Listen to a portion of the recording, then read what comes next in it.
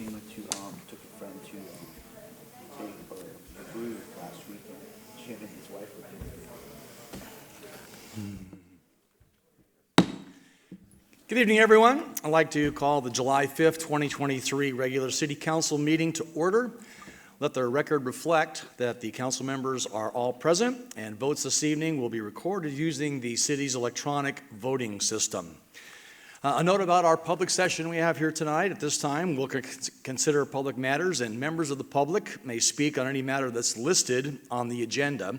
If you wish to speak on any matter listed on the agenda, please fill out a blue speaker card and provide it to our city clerk at this time. Also, please provide the city clerk any written materials that you wish to be distributed to the city council members, and they will be distributed at that time. When it's your turn to speak, the city clerk will call your name to speak on the given item, and as required by state law, please limit your comments on agenda items to be the specific item at issue. If you have comments that are not listed on the agenda, you can also make those comments during the time allocated for what we call general public comments. Finally, please only address your comments to the City Council, as staff will respond to questions from the City Council and not from the public speakers. When the City Clerk indicates and your time begins, when the podium is illuminated with the green light, your 3-minute comment period will begin. Tonight, we're going to have the invocation. Do we have Pastor Aaron Hale in the building tonight? Very good. Thank you very much from Calvary Chapel Foothill Ranch. Welcome. Thank you for being here tonight. I thank you, Mayor. Let's pray.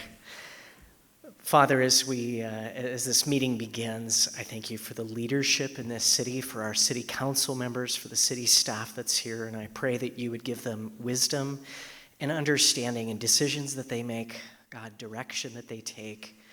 Lord, as there's different matters that are going to be brought up, some by citizens, some as a matter of course, we just pray, God, for your guidance. Lord, we thank you for your many blessings on this city. We pray that they would continue.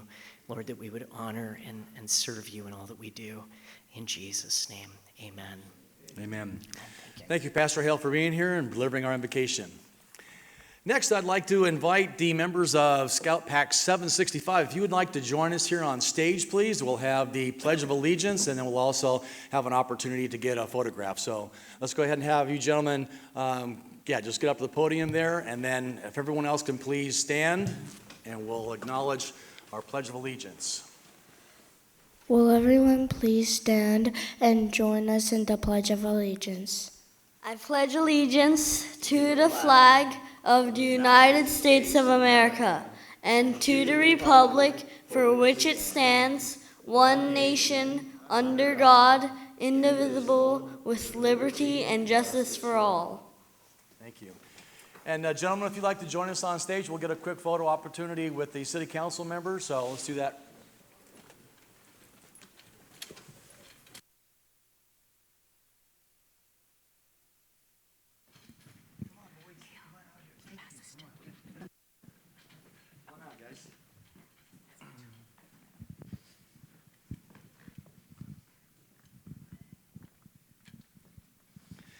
And why don't you go ahead and tell us your names real quick.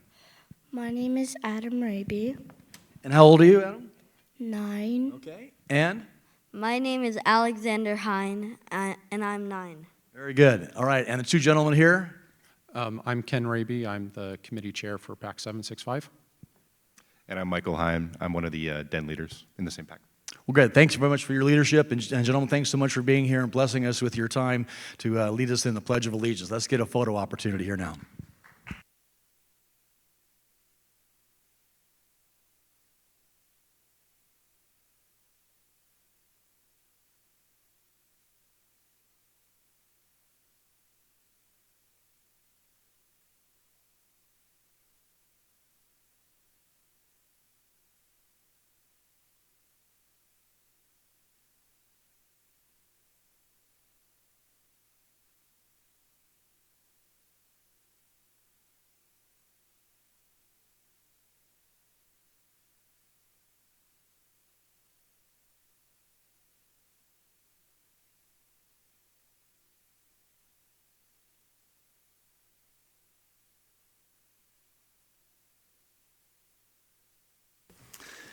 All right, next I see we have a presentation tonight. So do I have a motion to accept the presentation? Move presentation. And seconded? Second. Okay. All in favor, please vote.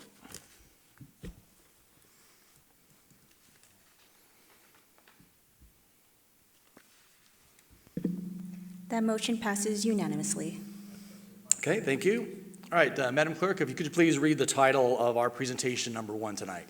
Certainly, Mayor. The recognition of the Heritage Hill Amigos de la Colina Volunteer Docent Group is our presentation tonight. Thank you. And Madam City Manager, could you please introduce this item for us, please? Thank you, Mayor. Tonight we have a presentation by our Mayor Pro Tem, Mark Tenemer. Thank you, Mayor, and thank you, City Manager Rose. So, first of all, I want to thank my colleagues for supporting my suggestion that we do recognize this group. So a little bit about this, and I want to thank staff for providing a little bit more information about the group. Let's see, Heritage Hill Historical Park includes the Serrano Adobe El Toro Grammar School, St. George's Mission of the Episcopal Church, and the Bennett Ranch House. This is all at Heritage Hill, and for those who may not know, this is right next to essentially Ralph's at Trabuco and El Toro. So if you haven't been there, you need to go there. It's an amazing venue, and I just listed some of the structures that are there. The Amigos came together in 1983 with a mission to share the local history of the Saddleback Valley area. And importantly, 2023 marks the 40 years history for the group, which they celebrated their anniversary on June 4th, 2023, and they were kind enough to invite my wife and I to the event at Heritage Hill. And it was wonderful not only to hear from some of the folks that were there, but some of the people that have been involved with the group for many, many years, and some of the stories they would tell, things they've heard or learned along the way. The Amigos carry out the interpretive goals of the Heritage Hill Park via carefully crafted tours of the preserve, relate and inspire interest in the history of the Saddleback area, and encourage understanding of the spirit of our predecessors. Docents participate in ongoing education, work projects, group study, evaluation, and a variety of social events to foster friendship. The Amigos also supplement the OC Parks special events, and that property is Orange County Parks property. In April 1986, they launched a participative learning experience at the El Toro Grammar School. In 1984, launched a hands-on and living history for 3rd and 4th graders.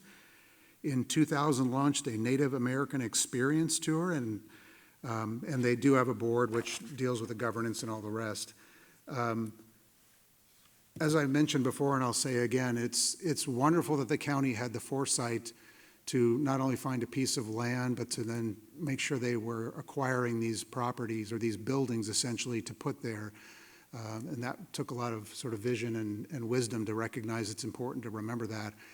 But as I've said before, I will continue to say it's great that the buildings are there, but these folks that we're going to recognize tonight are what really breathe life into these buildings, because they share the stories of what it was like to be here in one of those pioneer circumstances and whatnot. So it's these people that I think are due a lot of credit for giving life to these buildings, and so that's why I wanted to recognize their 40-year anniversary by the City Council. So thank you again to my colleagues. All right, thank you, Mayor Pro Tem Tedemer. Madam Clerk, have we received any requests to speak on this item? I've received no request to speak on this item. Okay, let's open it up for any council comments. Councilmember Pequeño. Yes, thank you, Mayor. Not only did they do the Heritage Hill, Victor Shear did my wife and I went to the Majeska House. What was that, Victor, the name of it? The Majeska House? Yeah, it's in Majeska Canyon, and it was beautiful, and like the docents did a good job there also. So that's not only what they do. So the history was just phenomenal. So great job. Okay, Councilmember Voights. Obviously, we're blessed to have this little gem from the county that's in our city. And if you haven't been there, during the holidays, Christmas, they have a candlelight walkthrough. And it actually brings back the old time Christmas carolers going throughout the park. In Lake Forest, we have a saying, one of it is to remember the past but challenge the future. So the history of Old El Toro is actually taught at Heritage Hill, and so we're blessed to have that little piece of history still active and go lively there. So thank you for your participation in bringing back and making the history of Old El Toro alive in South County. So thank you. Councilmember Benjamin, you're good? Okay. Yeah, and I just want to thank you also, the books that you brought back, talking about the rich history that's here. So for those of us who live here in the community, and I gave the copy to my mother-in-law, who's 91 and been here since the 70s, and going through that book and just saying, oh yeah, I remember when this was here and that. So really a very rich history that we have here to enjoy. So thank you very much for bringing this to our attention. Sure. Do we need a motion to approve this, or we're good? Okay. Okay, fantastic.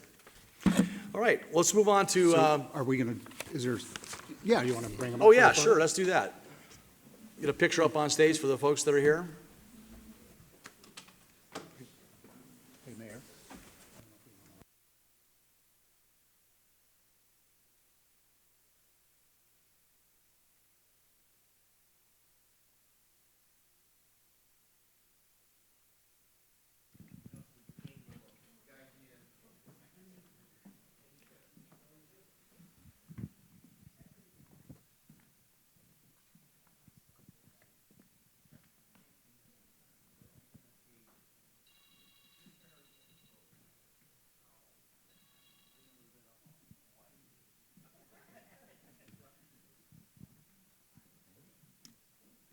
Welcome, everyone, and I'm going to give you an opportunity, if you've got a person for the group, if there's some things that you wanted to offer in terms of this fine organization. Okay, it looks like Renee, you're going to be the spokesperson for everybody tonight. Here we go. Hi, thank you so much, and thank you for all those warm comments about the Amigos de la Colina. And I will tell you, yes, we are our own organization, and we work under OC Parks, but we thrive serving the community, and that's what we do. And thank you so much for this honor. We really appreciate it. Thank you. Yeah, we have actually a certificate that we'd like to offer to you, and we're hereby recognizing Amigos de la Colina, and the City Council and the City of Lake Forest would like to thank you for your service to the community and for preserving the history of Lake Forest and the greater Saddleback Valley area, presented here July 5th, 2023. So with someone who has a set of hands can hang on to that, I guess, and then we're also going to get a picture here for us as well.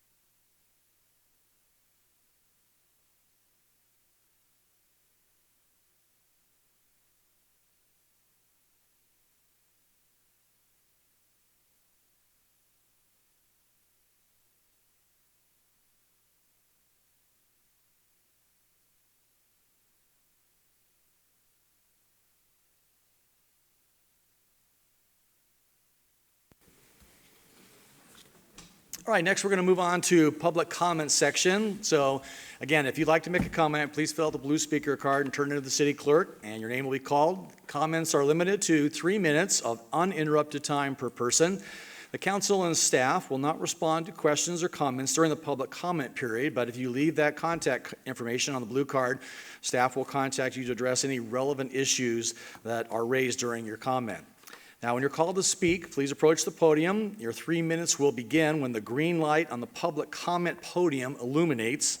The green light will remain illuminated for 2 minutes, and when the light changes from green to yellow, speakers will have 1 minute left to conclude their comments.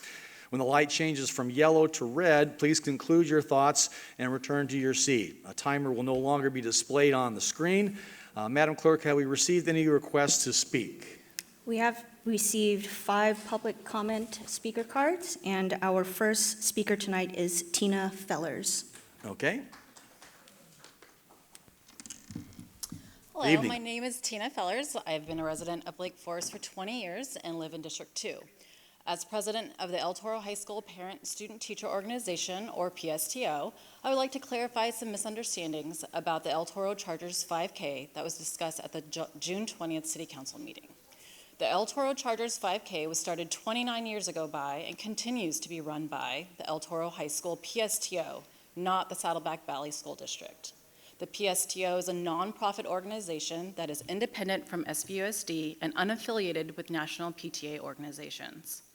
All PSTO efforts, including the El Toro Chargers 5K, are conducted by parent volunteers. Profits from the 5K fund the PSTO's Education Boosters program, which provides additional classroom supplies and support. A significant part of the proceeds are from donations solicited by volunteers through personal relationships. As of 2021, we have also partnered with the El Toro High School Cross Country Track and Field program, and they also receive a portion of the profits. The core group of parent volunteers that started the El Toro Chargers 5K ran it for 25 years, even after their kids, and for some, their grandkids, graduated high school. The torch has been passed to a new group of parent volunteers who are committed and dedicated to the same original goals of supporting the education of El Toro High School students and providing a community event for our city. Starting in October of 2022, the race committee had multiple meetings and hours of discussion with Deputy City Manager Brett Channing and Recreation Manager Laura Lissek. During those meetings, it was discovered that there is no extra cost for the share of services due to the 5K. All the road closures on the 4th of July are required for the parade for the entirety, regardless if the race is being held or not. This year, we paid for the bathrooms that were needed for the event and also provided volunteers to clean up the race route to alleviate the need for public work services. We also altered our route and starting time in order to clear the roads earlier for the earlier parade start. To our knowledge, there is zero cost to the city for the race. In addition, SVUSD, the school district, did not require the city to pay for the cost of using El Toro High School facilities that are utilized on the 4th of July, or for the 4th of July parade. As was reported in the last City Council meeting, the city is running on a multi-million-dollar surplus for the next several years.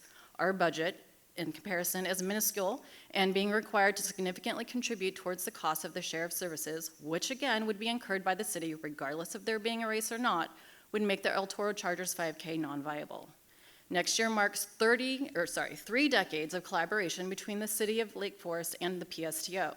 For 30 years together, we have provided a long-standing tradition for our community to gather in celebration and support students of our only public high school. Thank you, Mayor Serbo, for starting our race this year, and I also saw Councilmember Voigt's in attendance. The PSTO is excited to celebrate the 30th anniversary of the El Toro Chargers 5K, and we look forward to our ongoing collaboration with the city. Thank you. Thank you for your comments. Our next speaker. Our next speaker tonight is Sean Fletcher. Good evening, Sean. Evening. My name is Sean Fletcher. I have been a resident of Lake Forest for 21 years, currently have a child at El Toro High, and my other child graduated last year.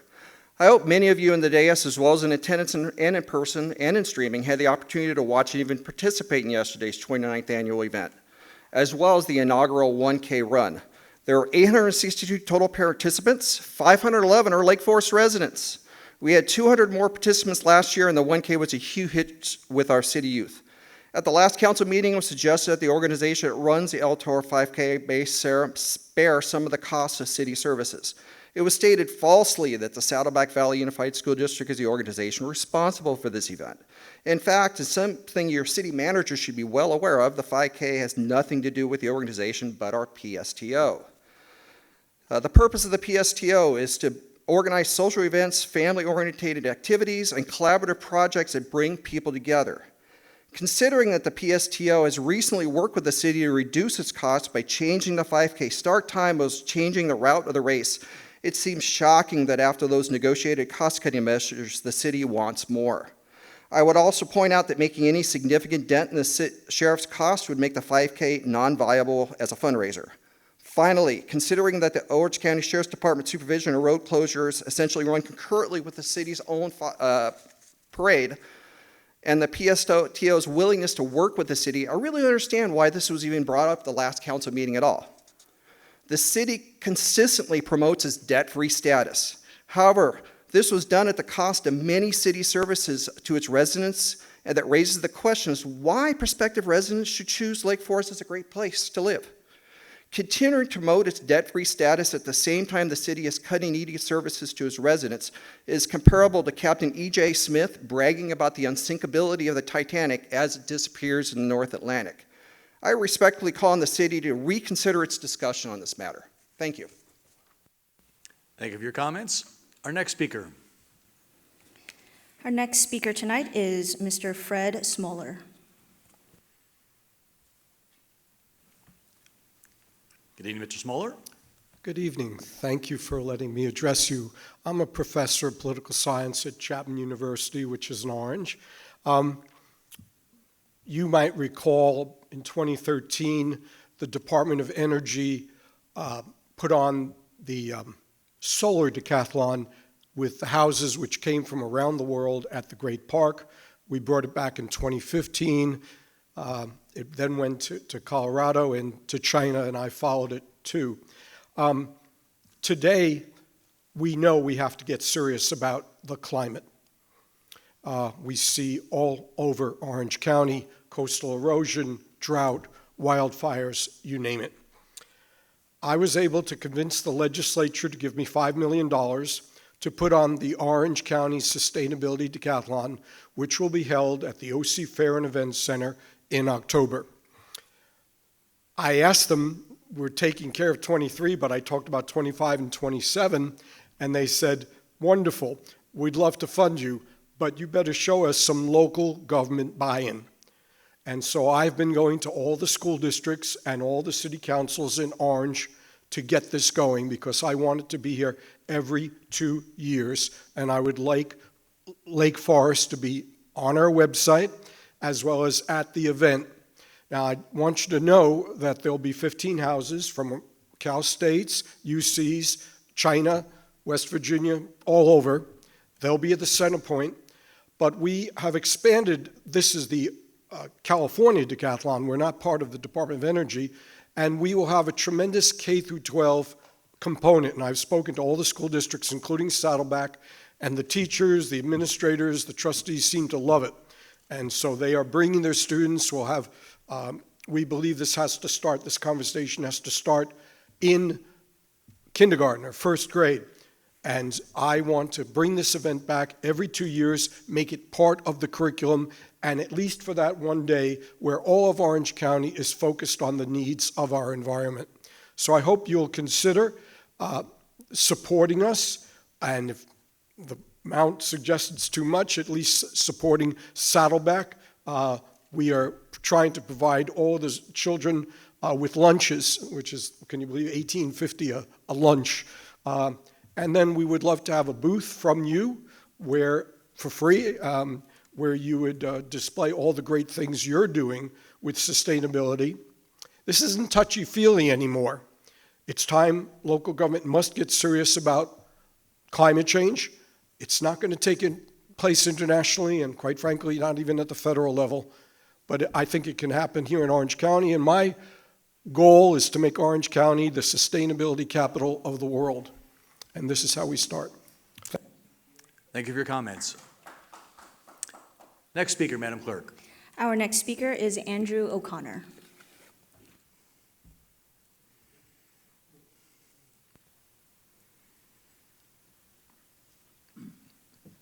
Good evening, Mr. O'Connor. Not even that, lit up. That's not fair. I want my time back. Back it up. Back it up. You wouldn't even at the podium. I wasn't there. Can you reset it, please? Let's go ahead and reset for him, please.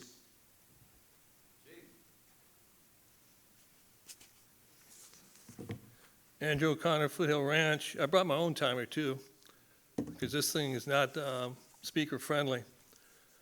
The BB&K audit report, first of all, why the hell are we showing the contract from 2003 with Bob Dunnick signing it and a mayor, we don't even know where he's at anymore. I would think with this audit report, you would have the most updated contract along with Best and Krieger's fees, but neither one of those were in this report. So right off the beginning, I was suspicious. And then I found out that Sean McGovern was the author of it, and he's yet to do a good analysis of the BOGO data. I've asked him repeatedly, and he repeatedly ignores me. If you look at the graphics Mr. Govern puts on here, they contradict everything that the mayor has been talking about. He's saying, graphic 1, total net costs of legal services showing they're going down. They're going up. We went from 1 million to 1.3 million in 1 year. That's a 30% increase. So this chart is wrong. The next one, table 1, hourly rate comparison. I really don't care what the hourly rate is. I want to know how much the other cities are paying. We know we're paying 1.3 million. What's Rancho paying? Are they paying more or less? That'll open up a lot of people's eyes. As far as a staff or a partner attorney, that's information is not important. Categories, legal costs over time, graphic 2. This shows an increase specifically from the city manager's department going up. And that's, I've always wanted to know why we're paying 1.3 million. Because her department right here, graphic 2, shows an upward trend. The next graph talks about department-based costs over time, general services. You can't even read this graph. It's unreadable. The next one, and the favorite one we've all been talking about, medical marijuana-related litigation costs. Mayor Serbo, you said from the dais they're going down. This here, folks, look at it. It's going up. It's not going down. Shame on you. In addition, seems to only have 30 seconds left. I've put other information here. I put a to respond list that you've yet to respond to me, Mayor. So I appreciate you doing your homework on that and getting answers back to me. Code enforcement I have on here, Family Times Resorts. If the District 2 Commissioner wants to talk about it, here are the facts. I've also counted the County of Orange. You haven't paid sales taxes on the revenue that have been reported. So you need to get with that. The Form 700 right there shows that you have an interest in Family Time Resorts. And you need to come clean, Councilman, and be transparent. Because up to this point, you sit there silent. Thank you for your comments. Time is allotted has expired. Next comment, or next speaker, please. Mayor? Yes. Can I have a quick minute here? Sure. First of all, I spoke with city manager, and please send a report of code enforcement to Ms. Annie O'Connor regarding that 28 Foster. This resident peacefully living there, they should not be disturbed. And regarding the family timeshare, it's a business, and I think the Buzzfield, the website you provided, it's a data aggregation website, and I would just say it's very inaccurate, and that's it. Okay, And thank you. Okay, Madam Clerk, have our next speaker, please. Our last general public comment speaker tonight is Randy Johnson.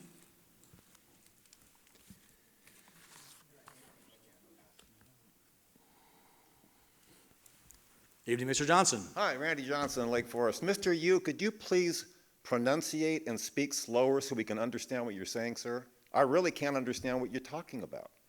So please work on your enunciation for the audience. And who's the brainchild behind this thing here, this light pole? I'm just curious. Is that you, Mayor? Do you know how tacky this is? What did you spend on this? $1,500? We had a great timer up there, a digital timer on the big screen. I don't know why you put this thing up there. Could you please explain that to me later? The brainchild behind this? The reason I'm here is to speak on the Public Records Act requests that I submitted to the city. I keep getting no response after there's a denial. And I want to know why there's a denial, why the city won't provide me with the legal fees we paid in order to enact Ordinance 331, marijuana law testing, and also the 347, which actually repealed that a year later after 331 was passed. And he won't give me the breakdown as far as what it costs us in legal fees. But he did for marijuana for the marijuana dispensaries, he was able to extract that information, but for some reason he can't extract the information with regard to the ordinances. So basically what he's telling us is that citizens, you can't have access to any information with regard to how much you paid in legal fees to enact or to revoke city ordinances. How crazy is that? But he can extract the information on the marijuana dispensary fees. Please respond to me, Mayor, or have him respond to me.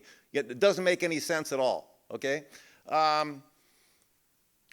Also, I'd like to know why it took him 4 years in order to amend Ordinance 359, which supposedly solved the marijuana dispensaries here in Lake Forest or deterred them. Why did he sit on it for 4 years while our legal fees piled up? He won't answer the question. Would you please have him answer the question for me? Why did he sit on it for so long while we had to pay over $200,000 in legal fees to fight these marijuana dispensaries? He did nothing to stop it. I want an answer. And finally, with regard to the distribution of my reports, you know, Mayor, that was a terrible thing that you did, and there was no reason for it. You said it was in order to efficient business environment. I timed it. It took the city clerk's assistant 53 seconds after I gave her the reports to distribute them, return to her seat, me to come up here to speak. 53 seconds. And how often does this happen? I'm the only one that gives out 8 reports to you people. Nobody else does it. So that's a phony excuse on your part. It was just to put me down. That was the only reason yes, it was. You can lift your eyebrows if you want to, sir, but that's the honest to God truth, because it has nothing to do with efficient business environments. 53 seconds for her to deliver, sit back down, and for me to come up here to speak. Thank you for your comments. Madam Clerk, do we have any other speakers left to address tonight? We have no more speakers under general public comment. Okay, thank you. Next on the agenda, we're going to move on to our consent calendar, and these are items 2 through 5. So all matters under the consent calendar are considered routine, and they'll be enacted by one vote. There will be no separate discussion of these items unless members of the City Council or the staff have requested specific items to be removed from the consent calendar for any separate action. Have there been any requests to remove an item from the consent calendar? No requests to remove, but we do have public comment on consent item number 5. Number 5, okay, go ahead and pull that one for now. Anything else from council members? I'll move the remainder of the consent calendar. Second. All right, let's vote on the balance.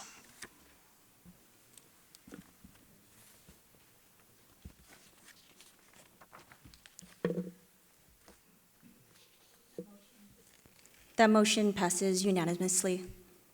All right, Madam Clerk, would you please read the title of item number 5 from the consent calendar for us to review now? Certainly, Mayor. The title of consent item number 5 is Consideration of Professional Consultant Services Agreement with the Pet Adoption Center of Orange County. All right, and have we received any members to speak on this particular item? Yes. The public comment speaker is Randy Johnson.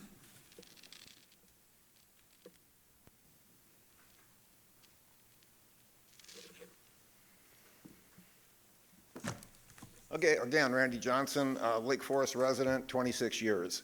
I'm really confused. So why do we have to hire an animal rescue outfit for like $20,000 a year? We went into a contract with OCAC. They're supposed to handle all the animal care concerns with Lake Forest. We paid $600,000 in an entry fee just to get into the club. We don't have any equity in that building at all up there. $35 million it costs altogether. I argued against this several years ago, and I told you nothing's going to change. Why?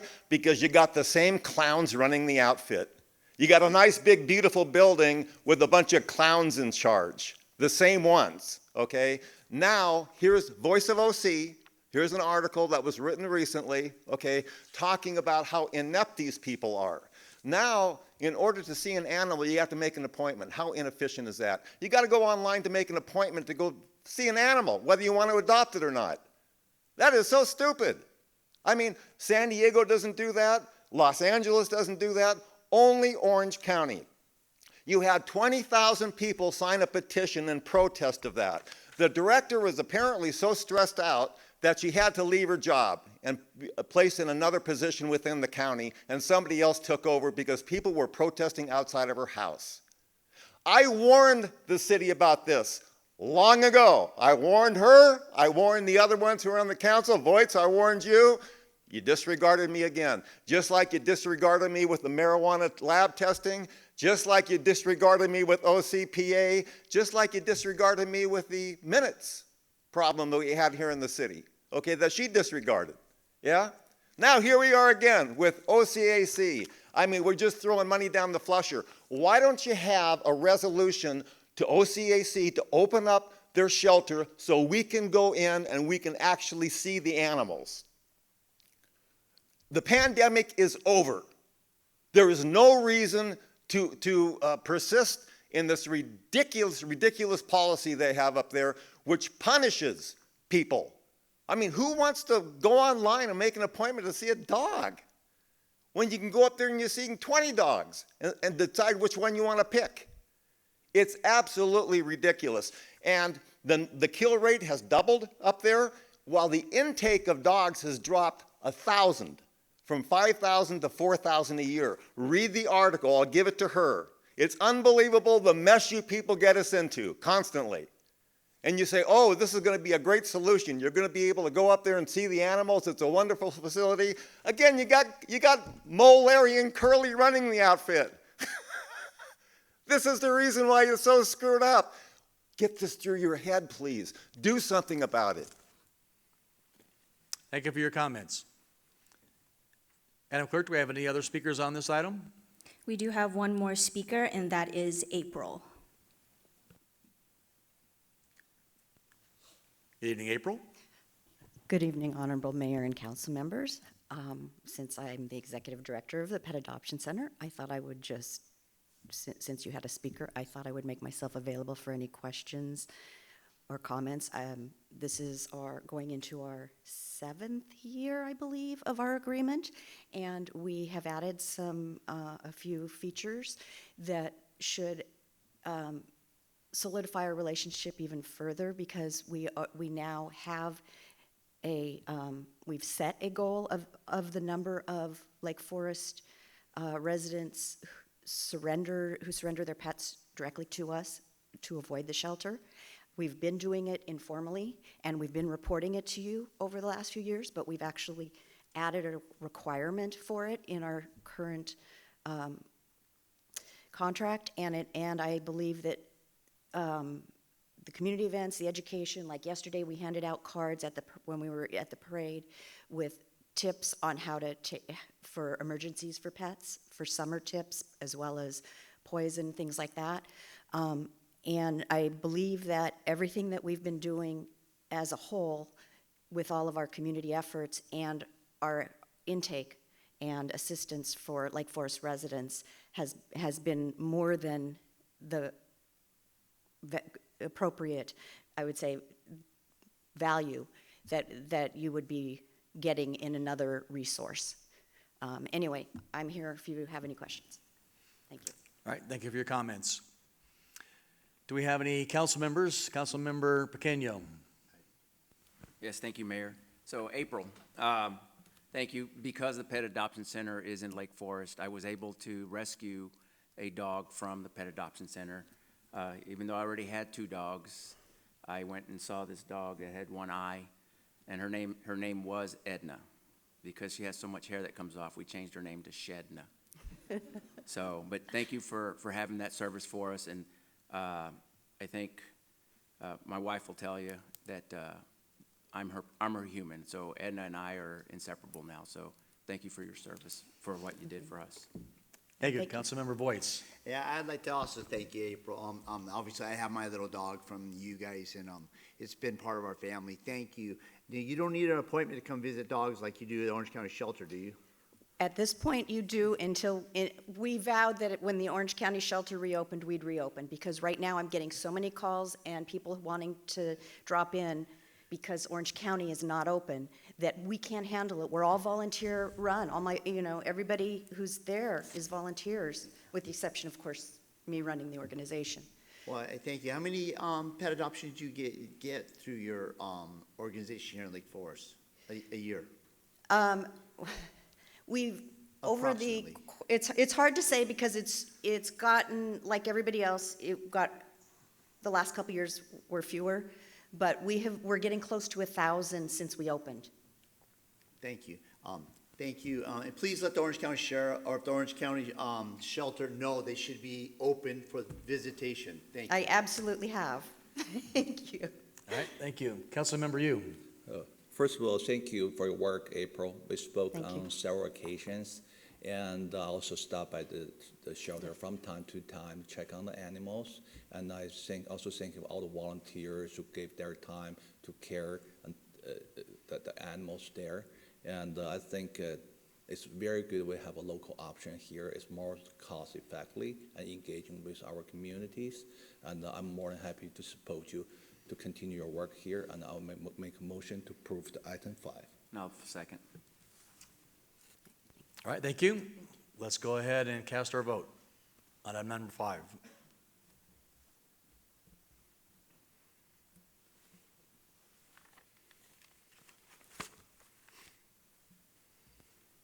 And that motion passes unanimously. Thank you. Moving on to our 3 discussion items tonight. Item number 6, Madam Clerk, could you please read the title? The title of item number 6 is the consideration of a resolution policy and amendments to existing policies. Thank you. Madam City Manager, help us with an introduction, please. Thank you, Mayor. Tonight we have a presentation by our Assistant City Clerk, T. Merritt. Thank you, City Manager Rose, and thank you, Mayor and council members. Before I start my presentation, I did want to acknowledge my colleagues, management assistants Hope Harrell and Ariana Ford. They did majority of the legwork on this staff report, so I just wanted to make sure that they were acknowledged for all their hard work. So the item before you tonight is the consideration of a proposed resolution policy and proposed amendments to existing city council policies on recognition items and written communications. So every year, the City Council conducts a review of City Council policies to ensure that they are up to date with best practices. And from time to time, there will be a need to further refine those particular policies. And that is what you see in this slide. A list of current council policies, and listed in yellow is what we will be discussing tonight. So on February 21, an ad hoc committee was established to explore what the surrounding cities had in terms of existing policies on council correspondence and resolutions. And out of this research, staff has drafted a standalone resolution policy that provides guidelines for the issuance of a resolution. And staff has also drafted amendments to the written communications policy that introduces language to provide council members the opportunity to express personal opinions on matters using an individual letterhead. So first we will go over notable sections of the proposed resolution policy, which is in recommendation 1 right there. And then we will highlight the proposed amendments to the existing policy on recognitions, and then we will close out with the proposed amendments to the existing policy on written communications. So what is a resolution? Resolutions are essentially written action or decisions of the council. They are typically introduced and adopted at the same meeting and can have many purposes to them. So to further refine this definition of a resolution, staff has drafted a proposed resolution policy that includes a section that lays out certain provisions for issuing a resolution, such as that the primary purpose of a non-staff generated resolution is to give special recognition to individuals or groups that have made a contribution to the city. And an example of that would be something like notable achievements at a local school. Or the topic of the resolution acknowledges a noteworthy occurrence that took place in the city, like a life-saving act in Lake Forest. Additionally, the provisions also lay out how the resolution's topic directly impacts the operations of the city, does not ridicule any individual or group, complies with federal, state, and local law, and does not adopt a position on foreign policy matters nor opine on the actions or lack thereof of the federal or state government and those actions that do not affect the operations of the city.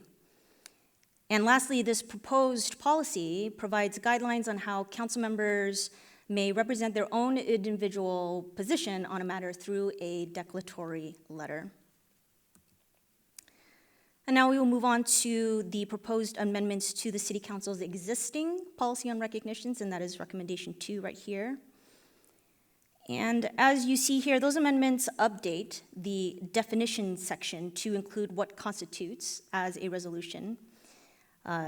It adds language to the certificates and proclamations sections to provide consistency with the language that is used in the aforementioned proposed resolution policy, and adds a new section to reference the proposed standalone resolution policy.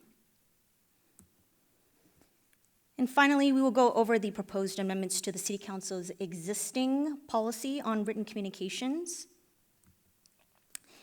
And those amendments include a section defining declaratory letters and adds language to allow council members to use individual letterheads to express an opinion or position that is solely that of the council member. And that individual letterhead draft is what you see there on the screen. So, in conclusion, staff recommends that the City Council approve the proposed resolution policy and the proposed amendments to the existing recognitions and written communication policies. That's the end of the presentation, and I'm happy to answer any questions you may have. All right, before we get to that, let me ask, first of all, we received a request to speak on this particular item. We did receive one public comment, and that is Mr. Randy Johnson. Okay.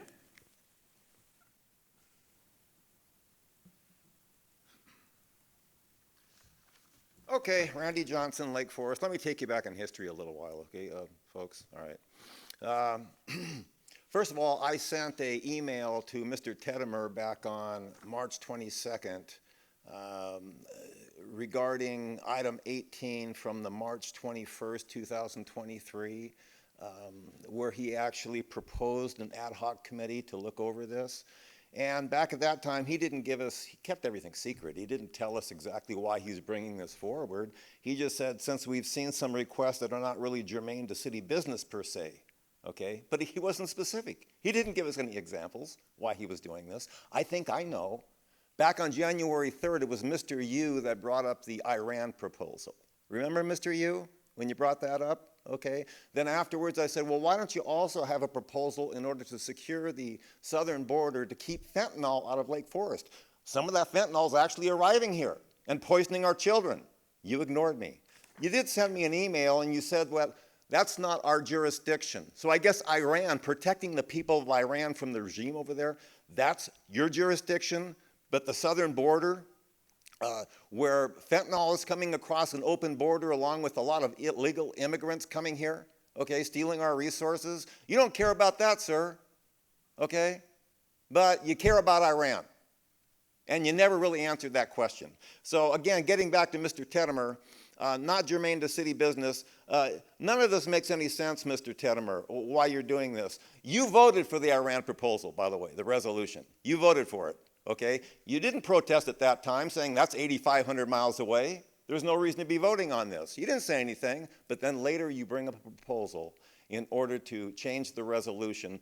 As she just said, now we can't discuss with foreign countries and that sort of thing in these resolutions or with the federal government or the state government. This has a direct impact, the southern border, on Lake Forest. Fentanyl is coming across the border, getting into the hands of our children, and can cause a fatality, okay? As far as I'm concerned, that's part of your jurisdiction. And for you to claim it isn't is absolutely wrong. So all 5 of you vote for Iran, but you don't give a damn about the southern border, about fentanyl coming across the border, about illegal immigration, open borders. You don't say anything about that. None of the 5 of you. None of you. Shameful. 2 Marines, ex-Marines. You just sit there like bobbleheads. It's absolutely disgusting that we have representatives like this that throw our own country under the bus while they protect Iran. okay? And I was for the Iranian resolution, by the way. I told you that. But I said you have to make a resolution for our country as well to protect our people, and you ignored me. It is what it is, folks. Thank you for your comments. Okay, do we have any other members wanting to speak on this matter? I received no other request to speak forms on this item. Okay. Do any council members have comments that they wish to make? Councilmember Yu. First of all, thank you for the work of my colleague on the IHOC committee. I think it's to further clarify our stand as city council, how we can approach the issue. And I want to once again say I applaud the effort of the entire council here to support the residents of our community who have Iranian heritage or origin, so who supporting the people in that country relate to them for their protest against a dictatorship. So American come from all heritage, and what we're supporting here is American. It's our resident here. And again, I applaud the effort of this entire council for that resolution. Thank you very much. All right, thank you. Councilmember Pequeño. Thank you, Mayor. I just want to thank Ariana, Hope, and T for your hard work. When I was on this ad hoc, I was very impressed with the work that you did, and thank you for doing a great job. Thank you. So maybe just ask the members of the ad hoc committee here, I know this declarative letter is something that we as individual council members can actually speak to and address that aren't necessarily supported by, the council of the city. Is that, give me a correct understanding in terms of that declarative letter, please. Mayor Pro Tem. Yeah, thank you. So council, when I was first on council, that letter you could not write. Because at the time, it was felt like if somebody's going to write something on city letterhead, that it needed to represent at least the majority of the council. And so when I served in many years ago now, you could not write the letter. For the 6 years I was off of council, the council at the time decided to pivot and said that individuals could write letters on city letterhead recognizing their name on it. And I think there's also a passage in there that says that this is not representative of the city, but only of the individual. And so that's been the current policy now for many years. So we still, as individuals, have the right to write individual letters on any matter you so choose. And so that still stands. This was an attempt to say that if we're going to take a vote as a body, that we should try to focus on the matters that are germane to our city, whether there are events in our city or things that are done by people in our city, et cetera. It's difficult because you can always sort of lay out a universe of things you've done, and you're going to find one-offs, things that may not quite fit. So this is a breathing, living document, and we can revisit it if we find a need to, but I thought it was an attempt to try and sort of recognize that our job is to look at Lake Forest, things that impact Lake Forest, and that was the focus. So okay. Councilmember Pequeño, add to that? I just echo what Mayor Pro Tem said, and I'm glad we did this. This kind of helps, because maybe there's something that you guys want to do, and I'm like, well, I don't want to be part of that. And I know I can vote against it, but if I want to do something and nobody else wants to do it, at least I can do a letter myself. And I don't care what you guys think. I just do my own letter. Mm-hmm. So with that, I'll move the item. Okay. We have a motion? Yeah, I'll second the motion, but, I lived through both of those errors in the council where we had council members using the letterhead of the council, sending out for notes after notes after notes to everybody in the council with all of our names on it. So I was also part that took that away, but I'm glad to have a letterhead that will reflect the council member that's so concerned that would like to intercede with a letter on behalf of themselves and obviously show that they're on the city council and it is still respected. And so I think it's a good motion. Thank you for the work of the committee. Mayor, if I could just add, Sure. I'm looking for the city manager, legal counsel, but I presume all five could independently write their own letter on any subject matter So it's not, everything has to come from this dais, so to speak, but each person, council member, could write their own individual letter, even taking the same side of any issue. Right. So, and I'll move the item, second it. And move Okay, it. and one other question I wanted to ask. So it looks like there's more language in here about another layer for the mayor has discretion in terms of evaluating these things also that come before us, to have that, as well as if we're going to dedicate a council meeting to a particular person, to kind of put that more in a formalized process. Is that accurate? Mayor Pro Tem? I'll take a stab. I think that one of the challenges is that we might get a circumstance where we need to consider something, and then trying to make that decision on the fly may be difficult, because it may be nuanced. So I think we all need to sort of police ourselves in recognizing that this is the new way we'll do business, and not try to make it a challenging circumstance. But obviously, as the mayor, your guidance would be helpful, certainly along the way. Thank you. Okay. Thank you. We have a motion and a second. Please cast your vote. Thank you.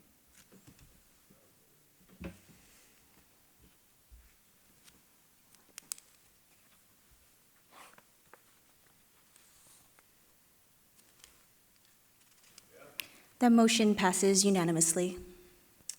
Thank you. Moving on to item number 7, Madam City Clerk, could you please read the title of item 7? Yes, Mayor. The title of item number 7 is the establishment of permit parking on Tulip Street. Thank you. Madam City Manager, help us with the introduction for this item. Thank you, Mayor. Tonight we have a presentation by our transportation engineering manager, Tran. Good evening, Tran. Thank you, City Manager Rose. Good evening, Mayor and council members. Speaking about resolutions, we're going to just pile it on and add one more to it tonight. So tonight I'll be presenting the results and recommendation of establishing permit parking restrictions on Tulip Street. So back in October 2022, the residents of Tulip Street and Quarter Crescent Drive inquired about the possibility of implementing permit parking restrictions along their respective streets. Based upon the initial observations and considerations for other means to address the parking impacts, city staff conducted 2 separate parking surveys in November 2022.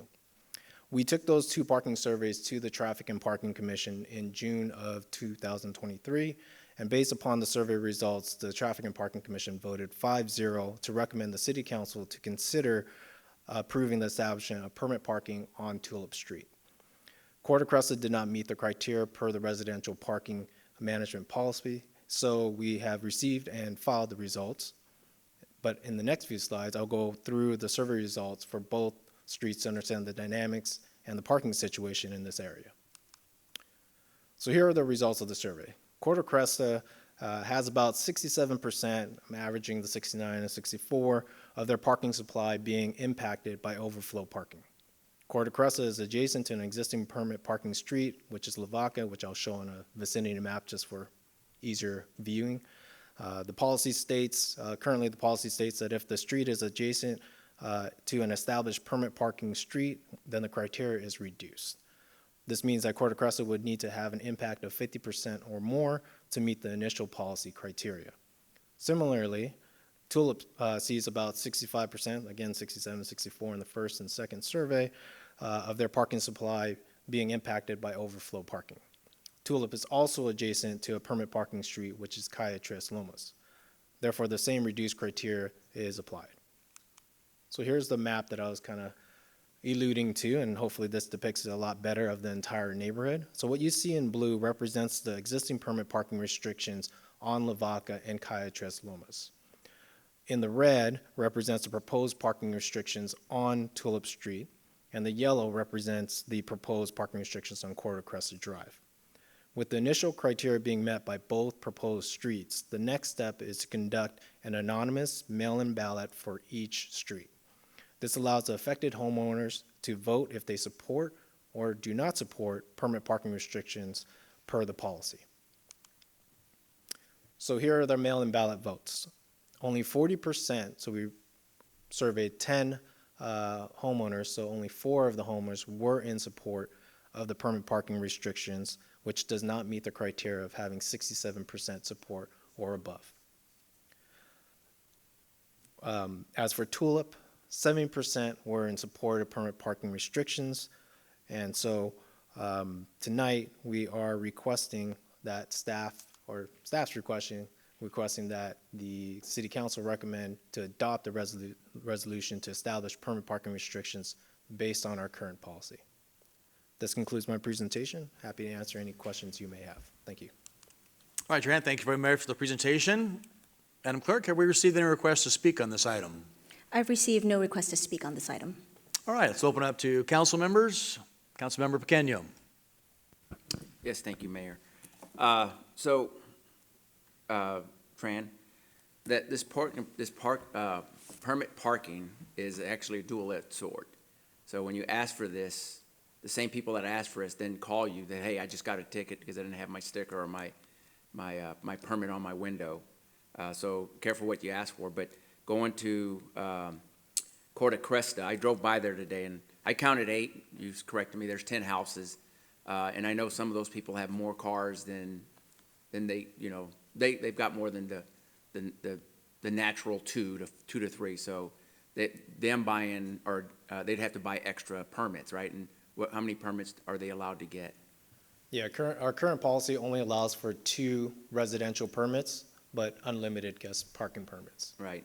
So the other thing is, once Corte Cresta is going to come along, and once all that is pushed over, and it's going to be pushed over to Lobo and then Calle Tres Lomas, next thing you know, there's going to be parking all over the place because it's all getting pushed from Raton and Saguaro. So I just can see us within the next year approving some more permit parking because it's just going to push it down further and further. So the houses on Corte Cresta, I know that they're not all the owners don't live there, and I know that's who you go to. You don't go to the people that are living there. I think that number would go a little higher if the policy stated, hey, whoever's living there can have the say, because the owner may be living in another state and doesn't care what's in front of his house. But somebody that can't even park his car in front of his house because you have a whole bunch of this overflow in front of your house. That might be something that we can look at. Councilmember Yu. Regarding the voting result, I think we discussed this issue on the Traffic Parking Commission, because even, like HOA, we never got 100% participation rate, and in this procedure, no return of a ballot is considered a no here. Even during the presidential general election in Orange County, we do not even receive 70% return of ballot, which means in this case of the 10 neighborhood here, 10 household here in this street, you possibly never get a majority for the approval of that permit parking. But I'm concerned that with the natural flow we can observe here, it will just continue to spread into the other neighborhood. I think naturally the residents probably want the permit parking. It's just my fair guess here in the Corte Cresta. So I would just wonder if this council has a discretion to override the staff recommendation and at least grant that parking on temporary basis so we can see the result here after a certain period of time. Thank you, Councilmember Yu. Councilmember Pequeno. Yeah, thank you, Mayor. I wouldn't be in support of us just automatically giving a street permit parking when a majority of those that were asked that they said they didn't want it. We're forcing that on them, and to me, it's, I would like, when we talk about local control, neighborhoods also want local control. So, and then, then we're going to tell them, hey, you're going to have permit parking. Oh, on top of that, you have to pay for this permit parking. That's a tough pill to swallow. So I think it's up to the residents, and, we can ask, however, and sometimes, the numbers are skewed, but I would rather that the neighborhood decide whether they get permit parking and not us. Okay, Councilmember Voights. Yeah, I'm in agreement. When a residential neighborhood is next to a multifamily, there is some overflow parking problems, and I think that Montberry was one of the first streets and neighborhoods that actually got parking permits with, Carlo actually met with the residents out there as a request from me, and our council approved the first ones on Montberry. And I think that it takes participation, and if you have some active member of the community that wants them, they have to go and relate that to them, because it's participation of the neighbors that actually get it. So I think that even if there's a small majority that have said or did not respond and they didn't get to the threshold, I think that's the responsibility of the neighborhoods and the residents on that neighborhood if they think they need them. Because there are definitely areas where we need parking permits, because the fact is, when you come home and there's cars always parked in front of your house, and there's no place to put your trash cans out on the streets, or there's ashtrays dumped in your gutter, I think that it's only right that that we have that ability to permit that. So I think that, some of these are problem areas, and I think that it's good that we allow that, but I think it's participation by the residents on that street that actually give the okay. So I thank you for your work on this and looking into it. I know it's time consuming and diligent, but I'll move the item because I think it's good, and maybe those other streets will eventually come on, but I think it's up to them to come back to us and have the survey done. So I'll move the item. Okay, and as I understand it, Tran, though, the people on Corte Cresta, if they decide all of a sudden they got to get together and they want to change that, it's a 2-year waiting period. Is that correct? Well, that's typically the policy, but since they're adjacent to a newly established, if tonight's vote is to establish permit parking on Tulip Drive, there's a newly established permit parking adjacent to their street. So that means that they're in a different category, meaning within 60 days of us putting up the sign, they can request the city again to reevaluate if they wanted permit parking. So Okay, it's a so some smaller flexibility there in case they all of a sudden say, oh my gosh, why didn't we pass this? We should have jumped on board and got permit parking too. What can we do? So Exactly. they'll have a 60-day period to kind of evaluate that and then come back and say, okay, we've got, our 60 some odd % to be able to do this now. Right, and staff's more than happy to assist if needed. Okay. Councilmember, you? Or Mayor Pro Tem Mayor Pro Tem. I just want to clarify, maybe I didn't hear. Will you reach out to that other street and say, by the way, if the council does approve it, they have approved it, and so at some point, the clock starts on the 60 days, is that correct? That's correct, and we We'll went let them door to know. door, so we will communicate with them as well, since there's no HOA. Perfect, But thank yes. you. Councilmember, you? I want to revisit that question here. I think we have actually competing motion on the floor here. Is I'm asking whether we can override the staff recommendation, also approve the permit parking for the Corte Cresta. And I think Councilmember Boyce want to approve the staff recommendation here. And further, I wanted the staff, just like we discussed on the Traffic Parking Commission before, whether can evaluate the voting procedure that we only count the participate voter there, just like our elections. Because every no return is considered a no. Practically, they will never pass that threshold, although the data supports the permit parking here.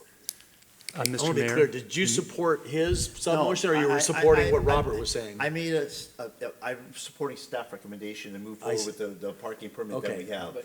And Mr. Mayor, Go ahead. if I may. Sure. I Mr. City apologize. It's a good question that's been posed. This was adopted several years ago, and this being the policy, the council actually tied its own hands when it did so. So in phase 3, this is on page 2 of 7 of the policy, we read, in order to consider parking, all of the following criteria must be met. And that includes the voting criteria. So the council cannot override staff's recommendation if any of the 7 policies that are listed in the parking policy or criteria are not met. So if the residents don't vote for it, it cannot be considered. So it has to go back to the residents. Now, the council can always change the policy, but the policy as stands right now says that you have to meet each of those criteria in order to even consider parking on a given street. Does that make sense? Yep. Okay, Councilmember Canio? And just to be clear, on Corte Cresta, you guys made door-to-door on that one. It wasn't a mail-in. We did both, but there were some discrepancies with the postal service. So we went above and beyond and went door to door and explained the policy, explained what you're voting for, and some of them pretty much ripped their ballot. Right, when so we received it wasn't like, well, we don't know what the mail came back. It was a voice that you heard that said yes or no. Yeah, staff did have a very good feeling of how they were going to vote. Okay, thank you, and I'll second the motion. Okay, let's go ahead and cast our vote, please, on the recommendations from staff on Tulip Street.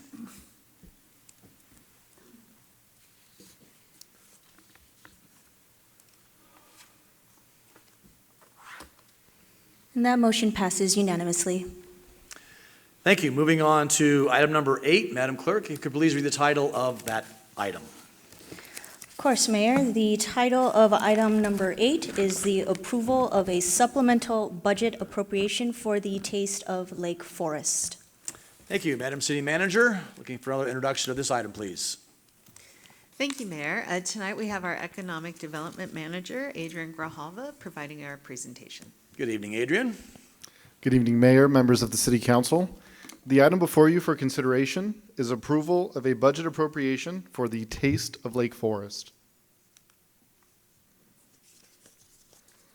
The Taste of Lake Forest has been a partnership event between the city and the Chamber of Commerce from 2012 through 2019. The event was last held in the parking lot of the Foothill Ranch Town Center Food Festival. Attendance ranged from approximately 1,500 attendees to 3,000. The event featured food, sponsor booths, live entertainment, and many kid-friendly activities such as face painting, balloon artists, and more. The goal of the Taste has been to promote local businesses and encourage residents to eat locally. The intent of the Strategic Economic Investment Program is to facilitate economic development for businesses that were negatively impacted by the COVID-19 pandemic. Programs utilizing SEEP funds include the city's Community Gift Card Program and the 2 catalytic converter theft mitigation programs. The table on screen shows the realized and projected expenditures for these 3 previously approved programs. The city has approximately $7 million in SEEP funds remaining. On June 20th, 2023, the City Council approved the 2023-25 operating budget. As part of that action, the City Council also approved updates to the city's 2021-28 strategic business plan. The update included a strategy to reintroduce the Taste of Lake Forest to the community. The City Council allocated $160,000 over the next 2 years to do so. In addition, the most recent Business and Resident Satisfaction Survey shows a need for promotion and advertisement of local businesses. Staff is proposing to host the Taste of Lake Forest at Heritage Hill Historical Park on a Saturday evening in April or May. The event time will be late afternoon, early evening from approximately 4 p.m. to 7:30. It will feature 28 restaurant booths and 2 sponsor booths. It will include beer and wine sales, live entertainment such as a band, raffles and silent auction, and attendance will be limited to the first 1,000 customers. As previously mentioned, the goal of the Taste is to promote local restaurants to residents. Staff proposes to shift the focus from a family-friendly event to a more adult-focused event. In doing so, we will respect and protect the Heritage Hill Historical Park. Lastly, staff anticipates the Chamber of Commerce may take the lead on the Taste and use it as a fundraiser in the future. As part of making the shift to a more adult-focused event, staff proposes rebranding the event, including the logo. Staff are currently in deliberations with the Chamber to establish a scope of work for a forthcoming pilot agreement if the City Council approves staff's recommended action. The scope of work for the pilot agreement would outline the specific roles and responsibilities of both the City and the Chamber to ensure a successful event. Staff proposes offering participating restaurants a $500 sponsorship to help offset restaurant costs associated with participating in the Taste. Staff in the Chamber plan to reach out to Orange County 3rd District Supervisor Don Wagner's office regarding potential sponsorship of the event. Staff in the chamber will work to secure an additional sponsor to further offset event costs. In conclusion, the objectives of the TASTE are fully aligned with the goals of the SEEP initiative. Utilizing SEEP funds for the TASTE will serve as seed money, enabling the city to establish a foundation for the event's return after a 3-year hiatus.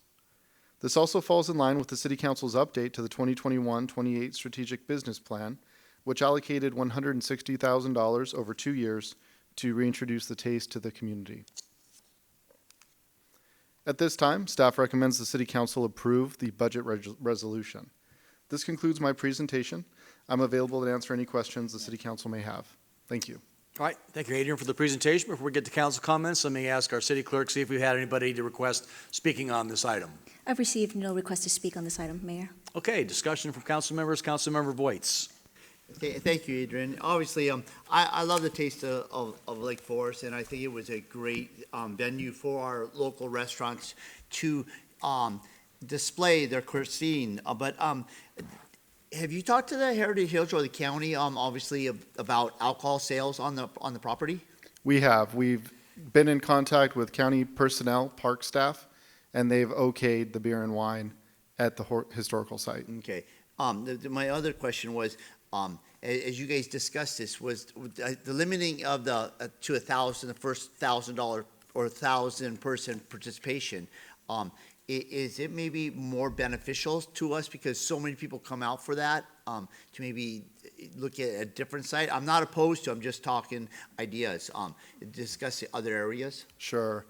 Staff feels that that Heritage Hill offers a unique venue where it's all completely fenced in. So we can create a certain atmosphere and charge folks to attend the event. And we're limiting it to 1,000 participants or attendees based on OC Park's recommendation. They've held numerous events there, and they said 1,500 is kind of your absolute limit. So we're going to start with year one by allowing up to 1,000 folks to attend the event. All right.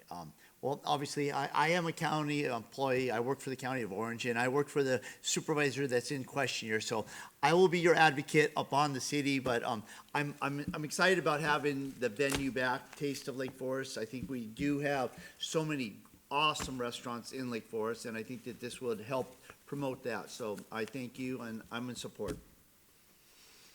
Okay, and maybe I missed it, Adrian. When's the target date for this? It'll be April or May of 2024. Okay. And were there multiple sites that were considered for this event? Certainly, yeah. We always, consider city facilities. Sports Park was definitely considered. The previous location up at the Foothill Ranch Town Center was considered. We really like Heritage Hill because it's a contained event. We won't have folks that are kind of, pursuing or cruising through the event that haven't purchased tickets. Okay, and so if I follow your math, 28 vendors, $500 their fee, so that's $14,000 plus whatever Supervisor Wagner's office might be able to contribute against the $75,000. Is that accurate? So that $14,000 is included within that $75,000. So we're sponsoring the restaurants to attend the event. Oh, I see. The restaurants are not paying the $500 to attend or Okay. to have a booth. All right, understand. Yes, Councilmember Boyce? But they do bring their food at their cost, right? That is correct. Okay. So these are proposed dates in that. How far along? I mean, are those open for the Heritage Hill? They are, yes. All right. I'll talk to you about who you talk to at the parks, and I'll be working with you on that. So I have nothing further. Okay, Councilmember Pequeño? Thank you, Mayor. A couple of things. So I know that one of the things, because it's adult-oriented, that the parking's pretty limited, and you had maybe having people Uber, because it's 1,000, so, you can Uber, because now we're talking about there's alcohol involved. So, hey, you Uber, so be responsible coming in and leaving. And then, that's just, it was, just throwing it out there. But the cost, the $75,000, none of that 75 goes to the chamber. It goes for all the costs that you listed, right? That so is- the chamber's not getting another 75,000. That is correct. Okay. Yeah, and the whole you know, you want to contain it because there is alcohol. You don't want youngsters coming in. And I think this first year that we do it for adults, like, you know, you put in there, it's a date night. I think that's a good idea. Hey, let's just go. You know, the kids can stay home today and, you know, just to see how the first one comes out. Thank you. Mr. Mayor? Yes. I just want to clarify, part of the 75,000, 11,000 of it does go directly to the chamber, and that's for their services and organizing and to run That was on the list of the expense items alcohol on there in the and presentation. the beer garden and so forth. So, yeah, the 11 of the 75,000. And again, this is our first year, kind of a budget number. As we move forward into a second year, if it goes well, these numbers will be refined further and may not be as high. All right, so with 28 is the limit for the suppliers for this event, is there a procedure that's being developed, I guess, in terms of choosing those, or is it first come, first serve? Give me a little bit more on that, please. So the way that we are proposing to conduct outreach restaurants is we're first going to target those that are participating in the community gift card program. So those restaurants will essentially be contacted first. Then a quote-unquote second round will be Chamber of Commerce members. And then third round per se will just be the remaining local business community. Okay, thank you. Any other comments from council? Motion to approve. Motion? Second. And a second? Please cast your vote.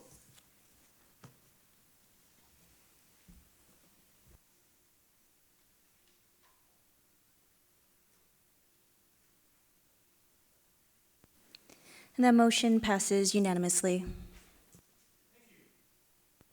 Moving on to our city manager's report for the evening. Thank you, Mayor. I have nothing further. Okay, let's move on to council member comments. Councilmember Pequeño. Thank you, Mayor. I got a couple of things. One is the 4th of July parade that we attended yesterday. Courtney and her crew did a phenomenal job. I think they did a good job. Vicki and Laura did a good job. And last Wednesday night, I had the homeless information night, and we set up 100 chairs, and we ended up having to get more chairs because we had over 100 people show up. 5 of them were 5 of the people that showed up were either homeless or at risk of homelessness, which was great, and they got connected to resources that night, which, you know, that was just the cherry on top. It was a great night, and we had about 15 service providers there, and so I'm thinking about doing this about 7 times a year now. But I want to thank that. Oh, and also I want to thank Jonathan for being there, for setting everything up. You did a great job, and you provided some high-quality H2O. Thank you. Thank you. All right, Councilmember Voights.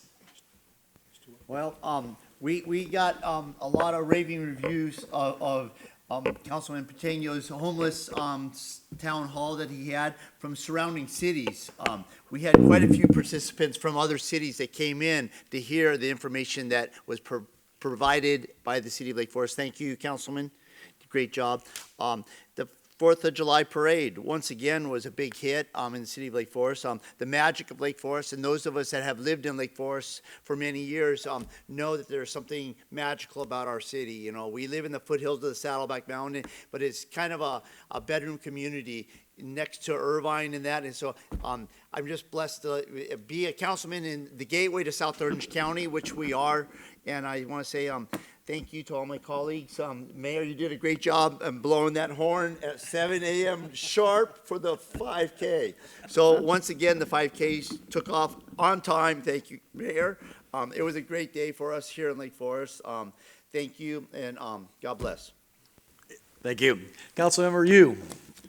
I want to echo the comments of Councilmember Pequeño and the voice regarding the 4th of July parades. It's especially as an immigrant, it's such a humble and honor, a privilege to walk along the street and see so much participation from a group of a patriotic and a diverse population of our local residents.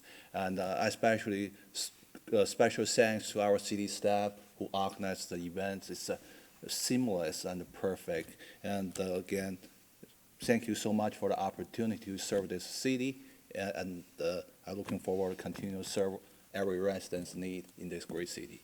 Thank you. Thank you. Mayor Pro Tem Teddemer. Thank you, Mayor. I did participate in the 5K in the morning, and my days of running are over. So my wife and I walked the 3-mile course and had a great time, and it's great to see so many people participate in that. So thank you to all the volunteers. I know that's a largely volunteer-driven group, and I want to thank them for all the hard work. And then similarly, over to the 4th of July parade, a great event, never disappoints, always fun. And also want to say thank you to all those volunteers. I know that's a lot of time they put in, not only the day of, but a lot of work in advance. They spend months meeting and discussing and navigating all that goes on there. So thank you to all the volunteers. Now, I just have to ask the mayor, since there was something in between you and I think it was the bagpipes from maybe OCFA, but I thought maybe you were doing some magic along the way. I could be wrong, but I'm sure your comments will share whatever you did happen to do along the parade route. Because there was spontaneous applause up ahead, and I said, I don't know what he's doing. But Well, I'll be happy to describe I'm sure that for you. you'll fill us in. But anyway, All right, well, thank thanks you. for mentioning that. Thank you. Okay.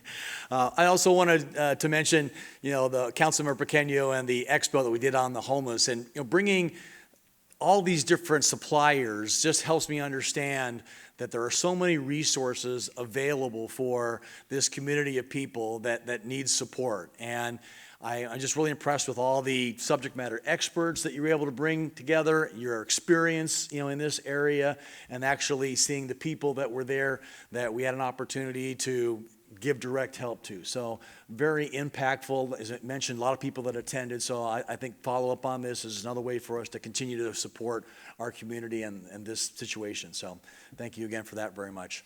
I also want to, again, thank Courtney Wysocki and her team and the city staff. The parade is a logistical behemoth. It's a big deal. It's a lot of moving parts. And like the other council members have already said, it's just such an appreciation. And, the fact that I've been in this parade as an AYSO regional commissioner and then now on the council is really a joy just to see all the people that are out and supporting us and coming to celebrate our independence. And as Mayor Pro Tem Tedemore was talking about, we talked about the magic of Lake Forest. So this is not a promise that I made, but I actually made a handkerchief that disappeared out of my hands, and I represented that as people's taxes, and I said, who wants to have their taxes disappear? And then my hands would go like that, and the taxes were gone. So I got thunderous applause for making people's taxes disappear. But of course, that would be a really incredible illusion to be able to do that. But it was fun nonetheless to be able to be out there and experience all that fun with folks, and a lot of patriotic, people and great floats and bands and organizations and car shows. And we were also blessed to have Councilwoman Young Kim from our district here, who does an incredible job. She had 8 events that she was going to that day. She came to ours first and spent from the beginning of the parade all the way to the end. So I want to pass on special thanks to her and her team of people that are always just right on top of everything. So just a wonderful time for us to get together. Oh, and that's right, Supervisor Wagner as well. So yes, and all 5 council members and city staff. It was just a wonderful event. One last thing that I just want to mention here on the expo that Councilmember Pequeño offered is that it was myself and himself. We intentionally just restricted any other council member from being there, just to keep above board any kind of a Brown Act violation type of thing. So if some people were wondering, well, how come the other council members weren't there? They were in support. They obviously wanted to be there, but we just felt that the benefit to the community and making sure that we keep things above board and straight and ethical and honest was to have only 2 members there. So I just wanted to put that little word on there too. So. All right, thanks for everybody for attending here in person and online. Enjoy the rest of your week. We're adjourned.